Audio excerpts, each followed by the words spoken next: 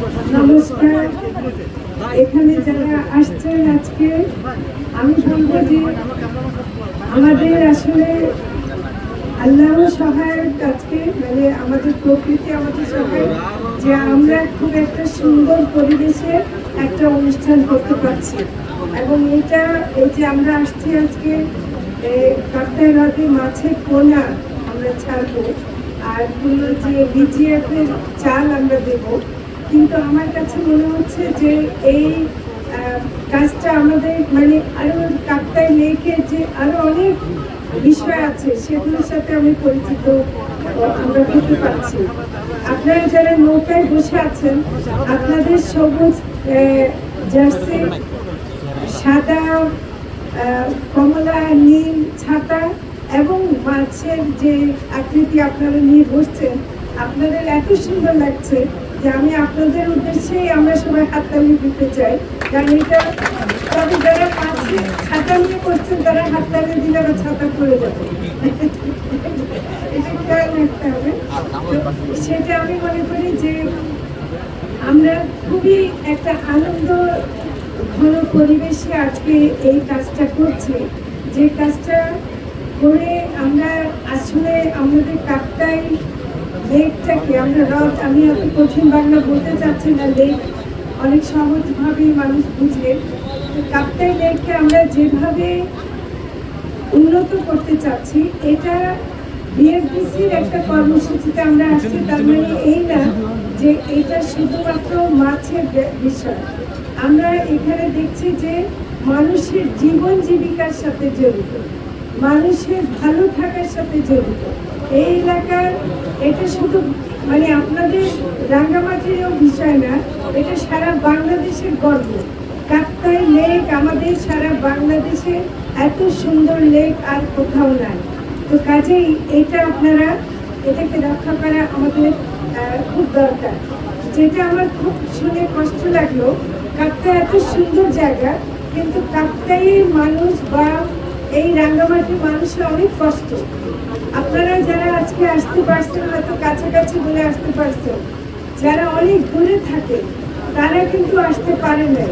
আমরা তাদের কথা আমরা শুনতে পাচ্ছি না। কিন্তু আমি জেলা প্রশাসক মহোদয়কে ধন্যবাদ জানাবো এবং আমাদের যিনি ব্যবসায়ী বলেছেন তাদের কথার মাধ্যমে আমরা কিন্তু অনেক কথা জানতে পারলাম যে এখানে কি কি সমস্যা আছে এবং সেটা আমরা কিভাবে সমাধান করতে পারি।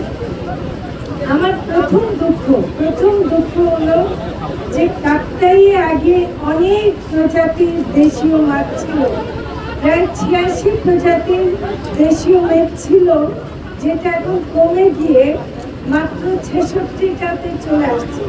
আমার ভয় হচ্ছে যে আরো কমে যাবে যদি আমরা এটা যত্ন না নিই। আমরা যদি কাপ্তাই হ্রদটাকে, লেকটাকে যদি দূষণমুক্ত না রাখি, এখানে যদি এটাকে পরিষ্কার না রাখি, এখানে যদি এটাকে অবহেলনা করে এটাকে আরো প্রাকৃতিকভাবে এটাকে বেড়ে উঠতে না দেয়, তাহলে আমাদের মাছের প্রজাতি কমে যেতে পারে, এই আশঙ্কা আমার মধ্যে হচ্ছে।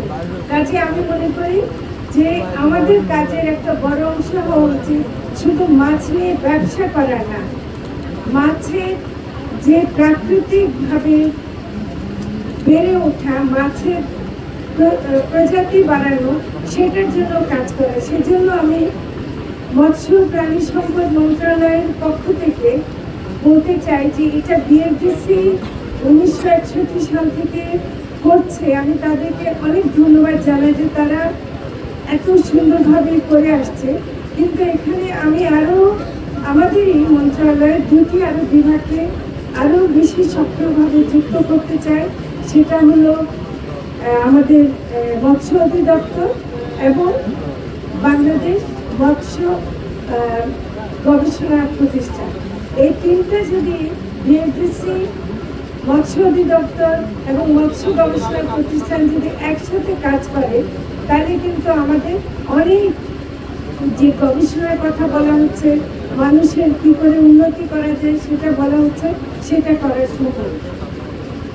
আমি আপনারা যে কথাগুলো বলেছেন তার প্রেক্ষিতে কিছু বলি। এখানে আসলে আমাদের ব্যবসায়ী ভাই যে বক্তব্য রেখেছেন তার মধ্যে আমি যদি তার লেখাটা হাতে পেতাম আরো ভালো হতো, আশা করি তিনি আমাকে দেবেন। কিন্তু আমরা যে কাজগুলো করতেছি আপনাদের অনেক বাধা, এত মানে একটা মাছের যে ব্যবসা, মানে ব্যবসা তো আর ওরকম করে বিশাল ব্যবসা করা হচ্ছে না, কিন্তু যেটুকু ব্যবসা করছে এখানকার মাছ ধরে তারা শহরে পাঠাচ্ছে, মানুষকে দিচ্ছে, তারা তো মানুষকে দিচ্ছে, কিন্তু সেখানে চাঁদাবাজির জন্য তারা কাজ করতে পারছে না। অধিক হারে শুল্ক এবং অনেক রকম যে আছে, এমনকি এখানে আমি এসে খুব দুঃখ লাগলো যে প্যাকিং সেল বা যে ঘাটের যে দুরবস্থা দেখলাম, এটা অবিলম্বে এটা উন্নত করা দরকার। এটার এই হাল থাকতে পারে না, এটা আমরা অবশ্যই এটা দ্রুত এটা যেন একটা ব্যবস্থা নেওয়া হয়, সেটা আমি নিজের চোখে যেহেতু দেখে গেছে, এটা আমি কিছুতেই আর এটা এভাবে থাকতে দিতে পারি না। আর যেটা হলো যে আপনারা আরেকটা দাবি করেছেন ব্যবসায়ীদের পক্ষ থেকেও, এবং আমি শুনছি মৎস্যজীবীরা আপনারা দাবি করেছেন যে এখন যে 2 মাসের একটা নিষিদ্ধকালীন সময় যাচ্ছে, আপনারা নভেম্বর মাসের দিকেও একটা নিষিদ্ধকালীন সময় চেয়েছেন। আমার মনে হয় এটা অত্যন্ত গুরুত্বপূর্ণ প্রস্তাব, কারণ আপনারাই বোঝেন যে মাছকে রক্ষা করতে হলে কোন সময় মাছ ধরা বন্ধ করতে হবে, এবং সেটা অনুযায়ী আপনারা যে নিষিদ্ধকালীন সময় আরেকটা চেয়েছেন, আমি আমার মন্ত্রণালয়কে অনুরোধ করবো যে এই নিষিদ্ধকালীন সময়টা আমরা যেন কার্যকর করতে পারি, সেটা আপনাদের দাবি আমরা অবশ্যই মেনে নেব। এবং যেটা আপনাদের প্রতি একটু অন্যায় করা হয় যে অন্য সব জায়গায় আমরা 40 কেজি করে চাল দিই ভিজিয়ে, আপনাদেরকে দেওয়া হয় 20 কেজি। এটা অন্যায় না? অন্যায় নাকি? যদি অন্যায় না হয় তাহলে কোনো অসুবিধা নাই, কিন্তু আমি মনে করি এটা অন্যায়। তো কাজে এইটাকে বাড়াবার জন্য আমরা খাদ্য মন্ত্রণালয় এবং যারা ভিজিয়ে চাল আমাদেরকে দেন, আমরা তাদের কাছে এটা দাবি করেছি, এবং সেই দাবির প্রেক্ষিতে আমরা আশা করছি যে আমরা আরো বাড়াতে পারবো, সেটা আপনারা অবশ্যই পাবেন। আমি আরেকটা দাবির প্রতি যেটা বলা হয়েছে সেটা হলো যে মৎস্যজীবীদেরকে শ্রমিক হিসেবে স্বীকৃতি দেওয়া এবং তাদেরকে সেই সুযোগগুলো দেওয়া। আমি আজকে যা শুনলাম যে মৎস্যজীবীরা বা ব্যবসায়ী যারা শ্রমিকরা নিয়োজিত আছেন, তাদের অনেক কষ্ট করে কাজটা করতে হয়, অনেক কষ্ট, এবং সেই কষ্টগুলো এখন এই 2025 সালে এসে এটা থাকা উচিত না। এগুলোকে আমাদেরকে কিভাবে সহজ করা যায় সেটাকে চিন্তা করতে হবে। এবং যেহেতু এই মৎস্যজীবীদের শ্রমিকদের সন্তানেরা অনেক সুবিধা পায় না, যেটা অন্যান্য ক্ষেত্রে শ্রমিকের সন্তানেরা পায়, সেটার জন্য আমি শ্রম মন্ত্রণালয়ের সাথে অবশ্যই কথা বলবো, এবং যেন একটা ট্রেনিং বা এগুলো ব্যবস্থা করা যায়, সেটা অবশ্যই আমরা করব শ্রমিকের জন্য। কাজে প্রশিক্ষণ কেন্দ্র এবং এগুলো আমরা দেব। আমি আপনাদেরকে যেটা আশ্বস্ত করতে চাই যে কাপ্তাই লেকটা আমাদের সম্পদ, এটা টুরিস্টদের শুধু ঘোরার বিষয় নয়।